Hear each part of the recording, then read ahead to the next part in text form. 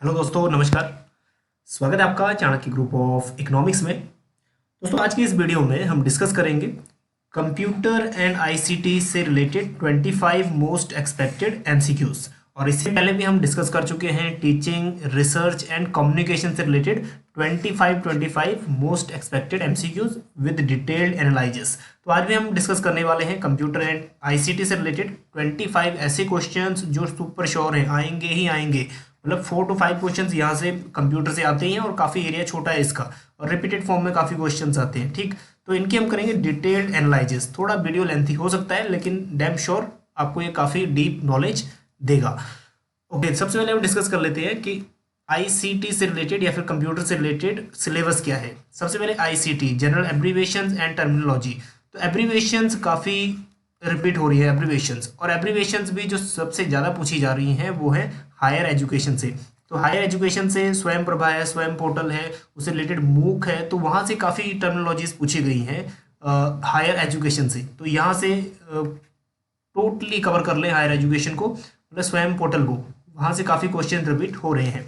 उसके बाद basic of internet, intranet, email, audio and video conferencing. Video conferencing एक emerging concept बन गया है ड्यूरिंग लॉकडाउन, क्योंकि वेबिनार यहाँ पे एक मेन इमर्जिंग कॉन्सेप्ट है, वेबिनार। ठीक, तो यहाँ से क्वेश्चन बन सकता है, और ये क्वेश्चन क्लासरूम कम्युनिकेशन से भी मोल्ड हो सकता है कि क्लासरूम कम्युनिकेशन के लिए कौन सा बेटर ऐप है या फिर कौन सा बेस्ट वे है बच्चों से इंटरेक्ट होने का। ओके, नेक्स्ट है digital initiatives in higher education. यहाँ से तो सुपर श्योर है क्वेश्चन आएगा ही आएगा। ठीक, हायर एजुकेशन से रिलेटेड आईसीटी से काफ़ी छोटा एरिया है, और आईसीटी भी हायर एजुकेशन में क्या है आपको पता ही होगा, स्वयं पोर्टल। ठीक, स्वयं पोर्टल और स्वयं प्रभा चैनल भी चलते हैं। और उसके बाद आईसीटी एंड गवर्नेंस। ठीक, तो ये है एक छोटा सा सिलेबस आईसीटी से रिलेटेड। चलिए, सबसे पहले हम डिस्कस कर लेते हैं वो क्वेश्चन जो आपको लास्ट वीडियो में कम्युनिकेशन से होमवर्क के लिए देते हैं। ठीक, बोला था कि कमेंट में आंसर पोस्ट कर देना, कई दोस्तों के कमेंट्स आए भी थे।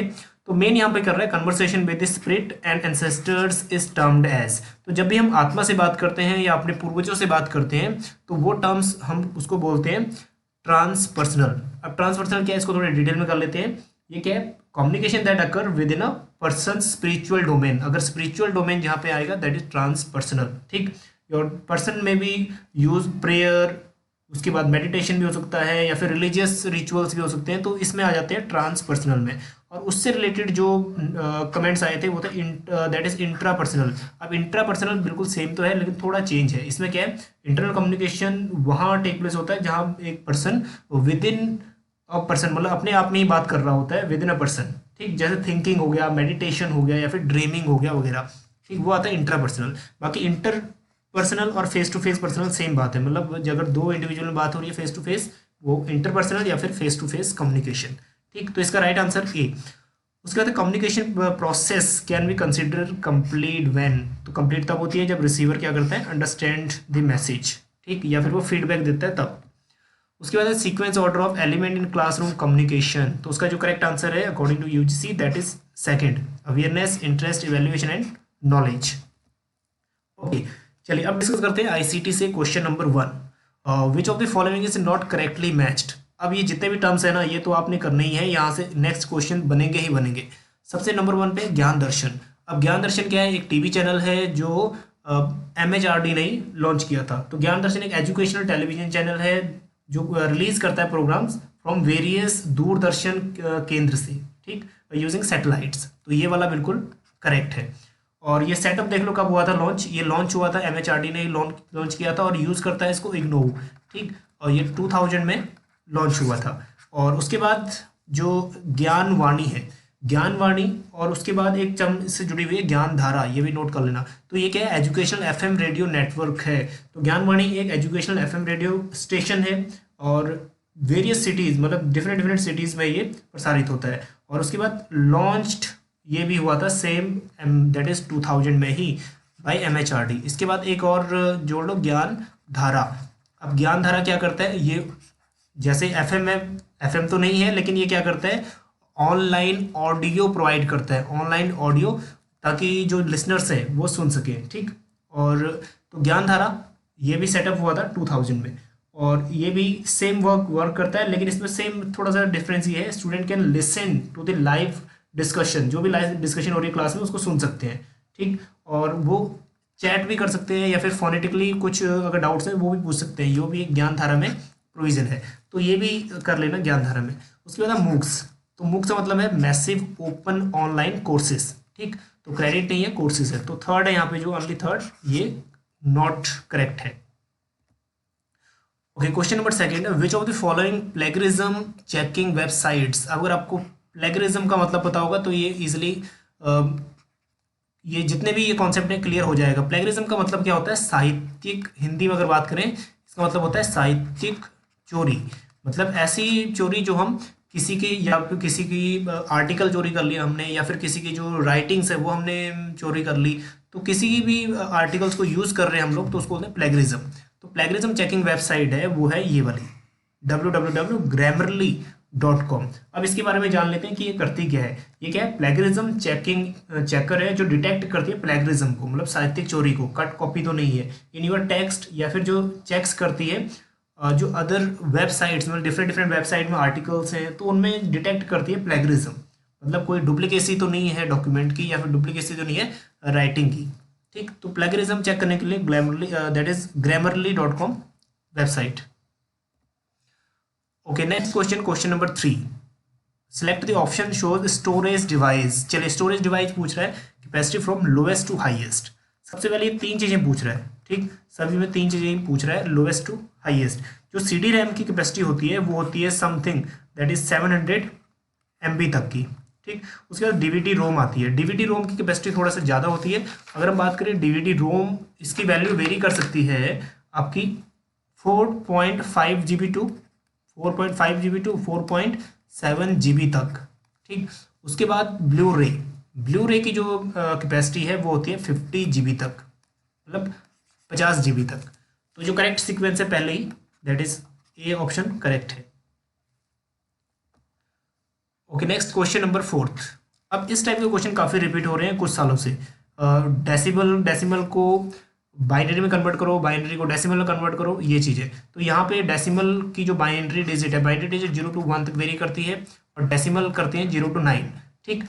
तो इसमें हमने कन्वर्ट करना है। तो सबसे पहले हमें क्या है, जब 48 का डेसिमल जो है वो है ये बाइनरी, तो सिमिलर सेम ही 51 का कितना होगा। तो इसके एक सिंपल टर्मिनोलॉजी, इसको रिमाइंडर मेथड से सॉल्व हो सकता है। रिमाइंडर मेथड दैट इज 51 और इस साइड रिमाइंडर, ठीक। 51 को हाफ कर लो या दो से डिवाइड कर लो, दैट इज रिमाइंडर 1 बचा, 50 का हाफ 25, अगेन 25 का हाफ करेंगे, दैट इज 25 का हाफ नहीं होगा तो 24 करेंगे, 1 रिमाइंडर हो जाएगा 12, अगेन 12 का हाफ करेंगे तो इधर 0 बचेगा, दैट इज 6, अगेन 6 का हाफ करेंगे, दैट इज 3 आएगा, उधर 0, और अगेन 3 का हाफ नहीं होगा, इसलिए क्या करेंगे, हम क्या करेंगे 2 को 2 अज्यूम करके, तो 1 आ जाएगा रिमाइंडर और इधर आ गया 1, और अगेन 2 से करेंगे तो जो 2 से नहीं होगा तो जो 1 रिमेनिंग बचा उसको हम ले आएंगे इधर, ठीक है। तो जो प्रोसेस है ये वाला 1 1 0 0 1 1, दैट इज ये वाला आंसर करेक्ट है। अब इसको दूसरा मेथड बताता हूँ, इससे भी इजी मेथड क्या है। सबसे पहले आप मेमोरी यूनिट लो। मेमोरी यूनिट मतलब जैसे मेमोरी 1 GB का होता है, फिर उसके बाद 2 GB का होता है, ये ज्योमेट्रिक रेशो से होती है। मेमोरी कभी 3 GB का मेमोरी कार्ड नहीं होता। उसके बाद कितने GB का होता है, 4 GB, उसके बाद 8 GB, उसके बाद 16 GB, ठीक। अब हमें कितना चाहिए, 51 चाहिए, तो इसको काउंट करो 1 2 3, ये हो गया 3 and 4 7 7 and 8 15 15 और 16, दैट इज 31 हो गया। हमें कितना चाहिए, 51, तो हम और ऐड करेंगे 60 के बाद 32 GB मेमोरी आती है, ठीक। अब हमारी जो काउंटिंग है वो 51 से ऊपर चली जाएगी, 63 तक चली गई है, और 63 हमें फाइंड आउट करना है 51, तो 51 छोटा है, इजीली हो जाएगा। तो सबसे पहले हम ऐड करेंगे 32 ऐड करेंगे तो वो हो जाएगा 32, उसके बाद 16 भी ऐड करेंगे, जो ऐड करेंगे उसमें 1 लगा देंगे और जो ऐड नहीं करेंगे उसमें 0। 32 ऐड किया, उसके बाद 16 ऐड किया, कितना हो गया 48। अब 8 ऐड नहीं करेंगे, 8 ऐड करेंगे तो ये 56 हो जाएगा, हमें 51 तक ही जाना है, तो इसमें 0। 4 ऐड नहीं करेंगे 52 हो जाएगा, 0। 2 ऐड करेंगे क्योंकि 48 + 2 कितना हो गया 50। अब हमें 1 चाहिए, दैट इज 1 को भी हम ऐड करेंगे, तो यहाँ से काउंट करो 1 1 0 0 1 1। तो अगेन ये कोई आंसर, मतलब जो दोनों मेथड में से कोई भी एक मेथड जो इजी लगता है उसको अडॉप्ट आप कर सकते हो, ठीक। Next question number 5, which of the following represent billion characteristics, बहुत बार रिपीट हो चुका है बिलियन कैरेक्टरिस्टिक्स। तो जो एम बी है दैट इज मेगाबाइट्स, उसको हम बोलते हैं मिलियन कैरेक्टरिस्टिक्स। ठीक, क्योंकि मिलियन कैरेक्टरिस्टिक्स इसमें क्या होता है 1024, जिसमें होते हैं 1024 बाइट्स। ठीक है, इसको मल्टीप्लाई कर देते हैं 120 दैट इज 1024 बाइट्स से। ठीक, इसको हम बोलते हैं मिलियन कैरेक्टरिस्टिक्स। लेकिन बिलियन कैरेक्टरिस्टिक्स हम बोलते हैं गीगाबाइट्स को। तो गीगाबाइट को हम बोलते हैं बिलियन कैरेक्टरिस्टिक्स, और बिलियन कैरेक्टरिस्टिक्स इसलिए क्योंकि ये 3 बार मल्टीप्लाई हो जाता है। ठीक, तो ये बिलियन तक पहुंच जाता है, तो बिलियन कैरेक्टरिस्टिक्स। अब दूसरी टर्मिनोलॉजी जो दूसरे तरीके से पूछ सकता है, वो पूछ सकता है कि जो इसकी वैल्यू है, जो केबी की वैल्यू है, किलोबाइट्स की वैल्यू है, वो होती है 2 के पावर 10। उसके बाद जो नेक्स्ट जो मिलियन है मतलब एमबी है, उसकी पावर होती है 2 के पावर 20, 2 के पावर 20। और जो गीगाबाइट है उसकी पावर होती है 2 के पावर 30। ये नोट डाउन कर लेना, क्योंकि ये भी आ चुका है क्वेश्चन, 2 के पावर 30 किसकी होती है, गीगाबाइट की। ठीक, okay, symbol A to F are used which on the following. तो ए टू एफ हम यूज करते हैं हेक्साडेसिमल में। ठीक, अब और सुन लो, बाइनरी डिजिट क्या होता है, बाइनरी क्या होता है 0 to 1। तो 0 to 1 यहाँ पे 2 यूज हुए, 0 और 1, तो इसका बेस क्या होगा 2। उसके बाद डेसिमल क्या होता है 0 से लेके 9 तक, 0 से लेके 9 तक कितने वर्ड्स यूज हुए 10 हुए, तो इसका बेस होता है 10। हेक्साडेसिमल यूज करता है 0 to 9, और उसके बाद ABCDEF 9 10 तो ये हो गए, और प्लस जो 6 है ये हो गए, तो ये बेस है 16। इनका बेस काफ़ी इंपॉर्टेंट है, याद करना। और उसके बाद ऑक्टल क्या करता है 0 to 7 तक वेरी करता है, तो इसका जो बेस होता है वो होता है 8। तो यहाँ पे जो करेक्ट आंसर है A to F that is hexadecimal. Question number 7, which one of the following is not an open source software. तो ओपन सोर्स सॉफ्टवेयर काफ़ी बार पूछा जा चुका है। ठीक, सबसे पहले हम समझते हैं कि ओपन सोर्स सॉफ्टवेयर होता क्या है। देखो, ऐसा सॉफ्टवेयर जिसको अगर हमने मॉडिफाइड करना है, जिस सॉफ्टवेयर को हमने मॉडिफाइड करना है, तो हमें किस चीज़ की जरूरत पड़ेगी, सोर्स कोड की हमें जरूरत पड़ेगी मॉडिफाइड करने के लिए। तो यहाँ पे जो मॉडिफायर है या फिर जो मॉडिफिकेशन कर रहे हैं, जो प्रोग्रामर है, उनको क्या चाहिए, that include license for programmer to change the software. और उसके बाद वो क्या चेंज कर सकते हैं, they can fix bugs, error fix कर सकते हैं, या फिर इम्प्रूव फंक्शंस इम्प्रूव कर सकते हैं according to their own needs. ठीक, तो इसमें जो यहाँ पे नहीं है ओपन सोर्स सॉफ्टवेयर, वह है इंटरनेट एक्सप्लोरर। बाकी ये तीनों ही हैं। और इसके अलावा भी मोजिला फायरफॉक्स है, उसके बाद थंडरबर्ड ईमेल क्लाइंट है, वो भी यूज़ होता है ओपन सोर्स सॉफ्टवेयर में, और पाइथन प्रोग्रामिंग लैंग्वेज है वो भी। तो ये भी नोट डाउन कर लेना, काफ़ी इंपॉर्टेंट चीज़ें हैं।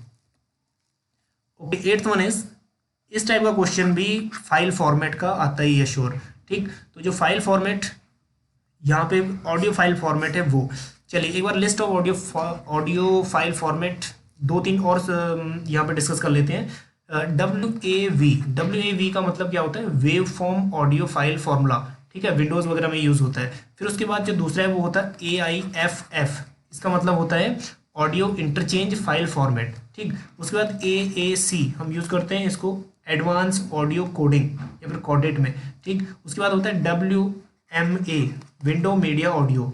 उसके बाद एक यूज़ होता है FLAC, इसको बोलते हैं फ्री लेस ऑडियो कोडेक या फिर कोडिंग। ठीक, और एक होता है ALAC, मतलब ये एप्पल में यूज़ होता है mainly, that is Apple less उसके बाद ऑडियो कोडेक। ठीक, तो ये चीज़ें यूज़ होती हैं ऑडियो फॉर्मेटिंग के लिए और या ऑडियो फॉर्मेट्स के लिए। तो यहाँ पे WAV एक तो ये है, उसके बाद AAC ये है, A and B मतलब जो थर्ड है ये करेक्ट है। ओके, अब कर लेते हैं कुछ एब्रीवेशन जो मेनली आ रही हैं वो आ रही है हायर एजुकेशन से रिलेटेड। ठीक, मतलब स्वयं पोर्टल से रिलेटेड। तो NMEICT स्टैंड फॉर, तो डायरेक्टली आंसर पे चलते हैं, that is national mission on education through ICT। ठीक, उसके बाद है स्वयं पोर्टल काफ़ी इंपॉर्टेंट है, और यहाँ से जो मूक हैं वो इसी के मूक से, और भी टर्मिनोलॉजी जो जुड़ी हुई है वो इसी से जुड़ी हुई है स्वयं पोर्टल से। ठीक, तो इसकी जो फुल फॉर्म है that is study webs of active learning for youth awareness model. थोड़ा सा बात कर लेते हैं इसके बारे में। तो जो ये कोर्सेज प्रोवाइड करता है, पहले बात कर लेते हैं एस्टेब्लिशमेंट कब हुई थी 2017 में।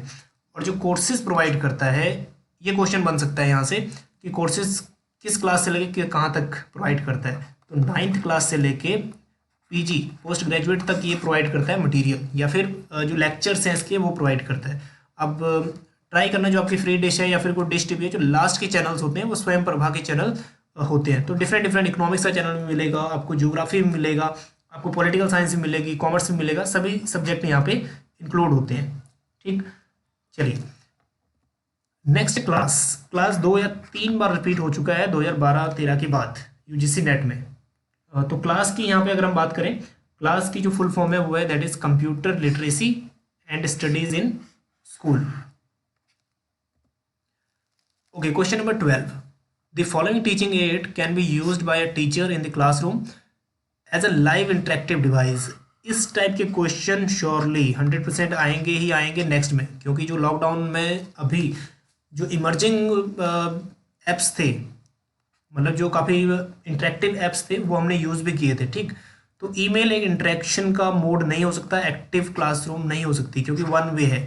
और जो स्काइपी है ये वीडियो कॉन्फ्रेंसिंग है, ये हो सकता है one all that is online chat, online chatting, audio chat या वीडियो चैट, इससे भी हो सकता है ऑनलाइन चैट क्योंकि 2 वे कम्युनिकेशन है।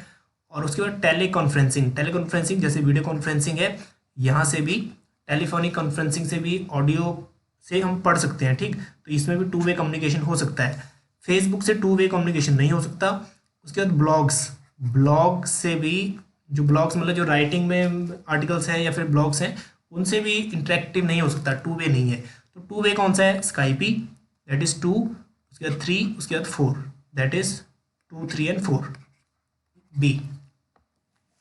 Next question number 13, which of the following is not an input device. Question काफ़ी इजी है लेकिन काफ़ी टाइम रिपीट होता है, ये कौन सा इनपुट डिवाइस है, कौन सा आउटपुट डिवाइस है, या फिर कौन सा नहीं है। तो इसमें इनपुट यहाँ पे पूछा है कि इनपुट डिवाइस नहीं है, तो माइक्रोफोन जो है इनपुट डिवाइस है। हम इंसर्ट करते हैं तो हमें कुछ इनपुट, मतलब जो भी चीज़ हम इंसर्ट करते हैं बाहर से और हम परफॉर्म करते हैं उस पर, तो वो इनपुट, माइक्रोफोन इनपुट है। उसके बाद जो कीबोर्ड है, इंसर्ट करते हैं तो परफॉर्मिंग करते हैं, उसके बाद कीबोर्ड इनपुट है। जॉयस्टिक्स ये भी इनपुट है। मॉनिटर क्या है? हमें डिस्प्ले प्रोवाइड करता है, तो मॉनिटर एक क्या है? आउटपुट डिवाइस है। ठीक, उसके बाद है फर्स्ट वेब ब्राउजर इज, ये थोड़ा सा आंसर टिपिकल हो सकता है क्योंकि जो वेब इनकी जो इंटरनेट एक्सप्लोरर है और नेटस्केप है, इनकी डेट तो लगभग सेम है। चलो हम डेट वाइज करते हैं वैसे। तो सबसे पहले इंटरनेट एक्सप्लोरर जो बाय डिफ़ॉल्ट हमारे पीसीज में होता ही है, दैट इज़ 1994 में सेटअप हुआ, लेकिन अगस्त में। जो नेटस्केप है ये भी डेवलप हुआ था 1994 में ही, लेकिन ये थोड़ा सा पहले हो गया था, दैट इज़ अप्रैल में। ठीक, अप्रैल 1994। उसके बाद वर्ल्ड वाइड वेब है, ये डेवलप हुआ था, दैट इज़ 1989, तो काफ़ी पुराना है वर्ल्ड वाइड वेब। उसके बाद आया फायरफॉक्स, तो सबसे पुराना जो है वर्ल्ड वाइड वेब। अब एक बात ये भी कि वर्ल्ड वाइड वेब किसने डेवलप किया था, तो टिम बर्नर्स ली ने ये डेवलप किया था 1989 में world wide web. Okay, 15th, which one of the following is correctly list computer memory type from the highest to lowest speed. तो जो हाईएस्ट मेमोरी स्पीड है वो होती है कैश मेमोरी, जो एक परमानेंट मेमोरी नहीं होती, एक टेम्परेरी मेमोरी होती है। ठीक, और कैश मेमोरी को आपको एक वीडियो में भी डिस्कस किया था डिटेल में। तो यहाँ पे सबसे पहले होती है कैश मेमोरी, उसके बाद होती है मेन मेमोरी की स्पीड ज़्यादा, उसके बाद होती है सेकेंडरी मेमोरी जो हम एडिशनल ऐड करते हैं। तो इसका जो सीक्वेंस देखते हैं, मेन मेमोरी सेकेंडरी मेमोरी से पहले आना चाहिए, तो यहाँ पे सेकेंडरी मेमोरी ये भी हो सकता है, सेकेंडरी मेमोरी बाद में या मेन मेमोरी पहले है, लेकिन ये वाला नहीं हो सकता क्योंकि मेन मेमोरी सेकेंडरी मेमोरी के बाद है। और इसमें भी ये भी नहीं हो सकता, इसमें भी सेकेंडरी मेमोरी मेन मेमोरी के पहले है। ठीक, तो इसमें जो दो ये हो सकते हैं, तो सबसे पहले जो इसमें एक वर्ड और टिपिकल जुड़ा हुआ है वो है सीपीयू रजिस्टर्स।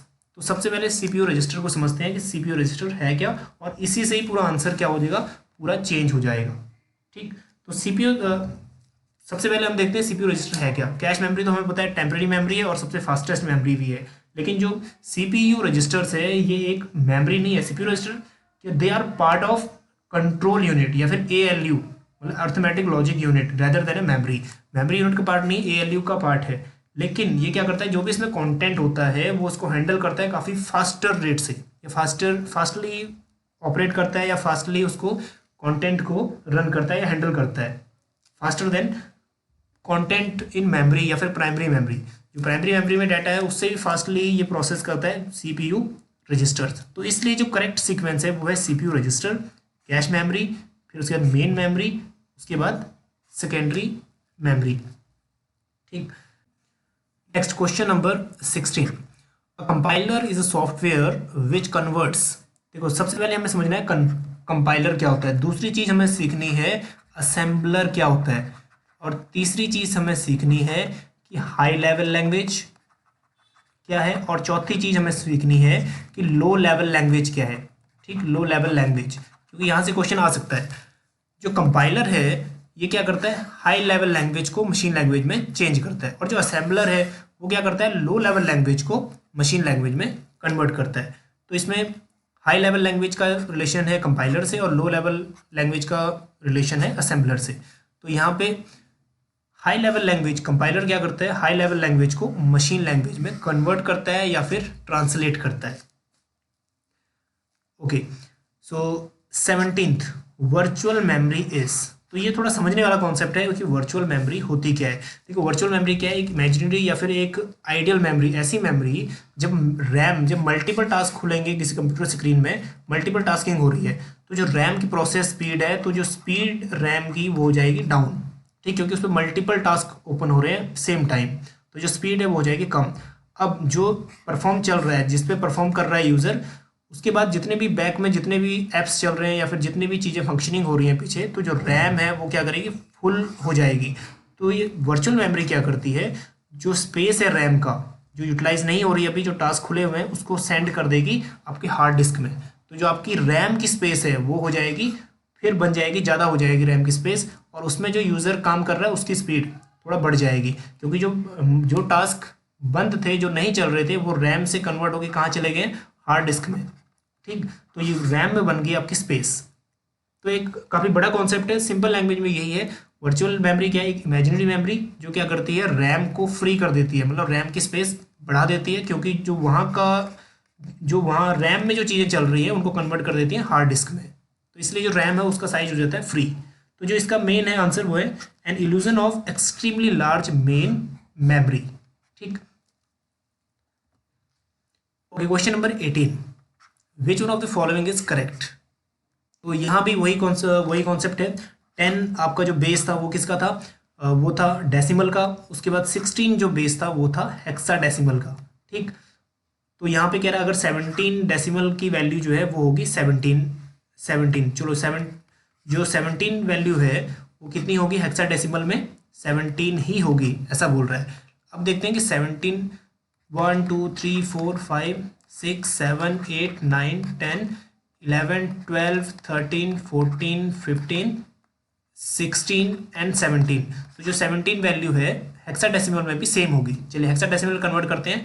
हेक्साडेसिमल में पहले 9 तो सेम है, 9 के बाद A B C D E F and उसके बाद शुरू हो जाएगा 10 एंड 11, क्योंकि F के बाद उसमें कन्वर्ट हो जाएगा 10 एंड 11 जो नेक्स्ट डिजिट आएंगे। ठीक, तो हेक्साडेसिमल में उसकी वैल्यू कितनी होगी 11। तो 17 डेसिमल का 17 हेक्साडेसिमल बराबर नहीं होगा। चलिए उसी तरह 17 डेसिमल 17 ऑक्टा के बराबर भी है, तो ये भी बराबर नहीं है। इसमें भी थोड़ा टाइम लग सकता है ऊपर नीचे, लेकिन हम चलते हैं सीधा आंसर पे। तो आंसर हमारा जो निकलेगा वो है यहाँ से कि इनमें से कौन सा आप आपने करना क्या है, 17 जो डेसिमल है उसको चेंज करना है, उसको कन्वर्ट करना है बाइनरी में। ठीक, तो बाइनरी में करेंगे आपका आंसर डायरेक्टली निकल आएगा 17। अब यहाँ पे मेमोरी डिजिट से हम करते हैं सॉल्व, 1 2 4 और उसके बाद 8 डिजिट। अब देखते हैं आंसर निकलता है कि नहीं। That is 3 3 and 4 7 8 15। हमें 17 तक पहुँचना है, तो हम 16 भी लेंगे। ठीक, तो एक 16 को ऐड किया, 8 को ऐड नहीं करेंगे, 4 को भी ऐड नहीं करेंगे, 2 को भी ऐड नहीं करेंगे, 1 को ऐड करेंगे। ठीक, एक 16 ऐड किया और एक 1 ऐड किया, तो क्या हो गया 17। तो यहाँ पे जो करेक्ट आंसर है दैट इज ये वाला डी। तो इस टाइप के क्वेश्चंस काफ़ी इजी रहेंगे अगर आप मेमोरी डिजिट से करेंगे। अगर आप रिमाइंडर मेथड से करते हैं तब भी ठीक है। Okay, question number 19। Which one of the following computer component is faster in terms of speed access. सबसे ज़्यादा स्पीड किसकी होगी? जो इंटरनल मेमोरी होती है उसकी स्पीड ज़्यादा होती है, तो जो रैम है यहाँ पे उसकी स्पीड ज़्यादा होगी अदर देन सेकेंडरी मेमोरी। ठीक, okay. Question number 20, GIF, JPG, BMP, PNG are extensions of files. तो ये एक्सटेंशंस हैं, ये हैं आपके इमेज डाटा की। तो इमेज डाटा की भी कर लेना, वीडियो के भी कर लेना, टेक्स्ट के भी कर लेना। यहाँ से तो एक क्वेश्चन श्योर आएगा ही आएगा किसी भी वे में। तो एक गूगल सर्च करना सिंपली, और ये अपने नोटबुक में नोट डाउन कर लेना, यहाँ से क्वेश्चन श्योर कर लो इन चारों में से। ओके, क्वेश्चन नंबर 21, ये जीमेल से या फिर ईमेल प्रोसेस से है। The following email fields, which of the following email address will Swami be able to see when he receive the message. अब यहाँ पे समझना है तीन चीज़ों को। टू, किसको भेजा? ram@test.com को। उसके साथ कार्बन कॉपी, कार्बन कॉपी में क्या होगा? थर्ड पार्टी को दिखेगा किसने किसको, मतलब किस किस को ये सेंड किया है, कॉपी किया है। लेकिन जो BCC ब्लाइंड कार्बन कॉपी होता है, ब्लाइंड कार्बन कॉपी, इसमें वो चीज़ नहीं आती, मतलब किस किस को भेजा है वो चीज़ शो नहीं होता ब्लाइंड कार्बन कॉपी में। ठीक, तो स्वामी को अब क्या शो होगा ये देखते हैं। तो स्वामी को सबसे पहले टू तो शो होगा ही होगा, किसने भेजा है। उसके बाद जो कार्बन कॉपी है ये भी शो होगा। ठीक, चलिए ये देखते हैं, तो ये शो नहीं होगा। उसके बाद जो ब्लाइंड कार्बन कॉपी है, ब्लाइंड कार्बन कॉपी जो rama@test है, ये नहीं होगा शो। ठीक, बल्कि ये शो होगा कार्बन कॉपी वाला। पहले ram@test.com ये होगा, राज टेस्ट होगा, फिर ये वाला होगा। ठीक, मतलब ये चीज़ें दो। तो ये जो बी है ऑप्शन, ये करेक्ट है, ये दिखेगा स्वामी को। थर्ड वन नहीं दिखेगा क्योंकि वो ब्लाइंड कार्बन कॉपी है। Now next question number 22, match the list 1 with list 2। तो लिस्ट 1 में VoIP means voice over internet protocol. तो अगर हम सिंपल लैंग्वेज में कहें, इसको हम बोलते हैं IP टेलीफोनी। ठीक, ये यूज़ होती है delivery of voice communication such as internet, जैसे इंटरनेट होता है वैसे ही। तो इसका जो करेक्ट आंसर है वो ये, that is use of internet to make phone calls, that is phone calls. तो यहाँ पे जो फर्स्ट का सेकेंड है, इन दोनों में से हमारा आंसर निकलना चाहिए, बाकी दो को एलिमिनेट कर दो। उसके बाद नेक्स्ट है फाइबर ऑप्टिक केबल, और फाइबर ऑप्टिक केबल को इसको हम बोलते हैं ऑप्टिकल फाइबर केबल। जैसे इलेक्ट्रिकल, ये बिल्कुल सेम है जैसे इलेक्ट्रिकल केबल्स होती हैं वैसी। तो इलेक्ट्रिकल केबल्स तो ये यूज़ होती हैं, makes use of light pulses to transmit data. उसके बाद URL यूनिवर्सल रिसोर्स लोकेटर। तो ये मेनली यहाँ पे रिसोर्सेज जो है, text use by web browsers and locate a web address on the internet. और उसके बाद UTP केबल। अब UTP केबल की एक बार फुल फॉर्म देख लो, क्या बता, फुल फॉर्म पूछ ले। इसकी फुल फॉर्म होती है unshielded twisted pair of wires. Twisted pairs होती है ना इलेक्ट्रिसिटी के, ऐसे ट्विस्टेड दो वायर्स होती हैं आपस में ट्विस्ट होती हैं वो। तो ये कॉपर वायर्स हैं, कॉपर केबलिंग है, टेलीफोन में यूज़ होती हैं, चाहे वो लैन है, मेनली क्या होती है लोकल एरिया नेटवर्क में यूज़ होती हैं। So most appropriate to connect computers in a small buildings. तो जो करेक्ट आंसर है सेकंड का 1, और उसके बाद C का 4th, और जो D का है दैट इज 3। तो जो B है ऑप्शन वो बिल्कुल करेक्ट है। नाउ क्वेश्चन नंबर 23, 24 एंड 25, ये तीनों क्वेश्चन हैं होमवर्क। इसको कमेंट में पोस्ट जरूर कर देना। Number 1, put the following unit of storage into correct order starting with smallest unit first.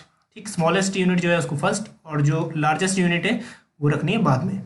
ठीक, उसके बाद नेक्स्ट क्वेश्चन है लिस्ट 1 एंड लिस्ट 2 से मैच करना है।